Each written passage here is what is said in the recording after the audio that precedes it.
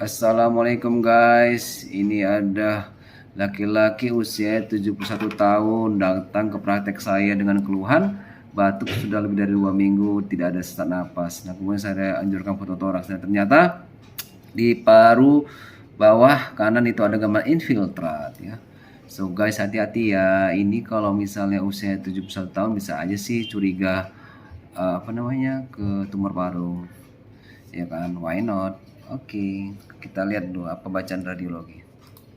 Nah, dari hasil bacaan radiologi tampak peningkatan corakan bronkofaskular pada basal paru kanan dan kesimpulan kor tidak membesar gambaran pneumonia. Nah, kemudian ini saya DD, yang pertama adalah TB paru, yang kedua ada pneumonia, yang ketiga ada suspek tumor paru. Nah, suspek tumor paru itu tipenya ada namanya BAC, bronkoalveolarkarsinoma.